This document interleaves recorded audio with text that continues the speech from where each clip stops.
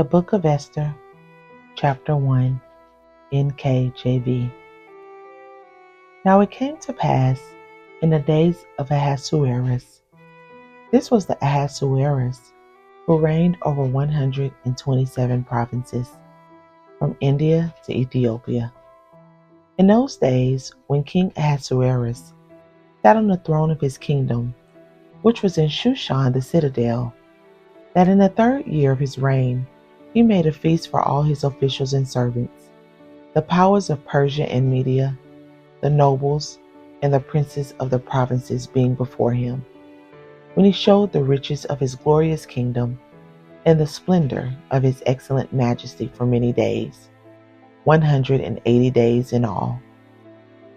And when these days were completed, the king made a feast lasting 7 days for all the people who were present in Shushan the citadel, from great to small, in the court of the garden of the king's palace.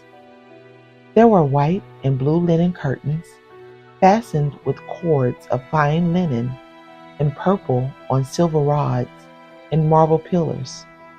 And the couches were of gold and silver, on a mosaic pavement of alabaster, turquoise, and white and black marble. And they served drinks in golden vessels, each vessel being different from the other, with royal wine in abundance, according to the generosity of the king. In accordance with the law, the drinking was not compulsory, for so the king had ordered all the officers of his household, that they should do according to each man's pleasure.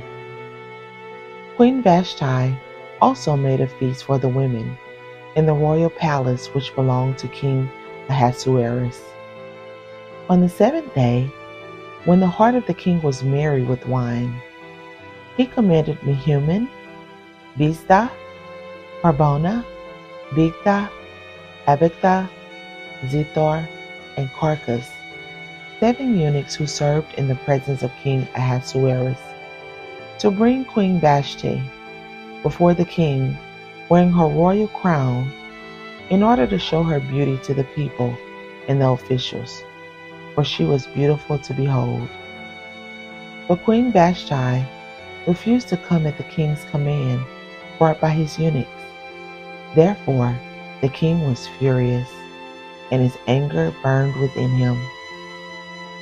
Then the king said to the wise men who understood the times, for this was the king's manner toward all who knew law and justice, those closest to him being Carshena, Shethar, Admatha, Tarshish, Meres, Marcina, and Memucan, the 7 princes of Persia and Media, who had access to the king's presence, and who ranked highest in the kingdom.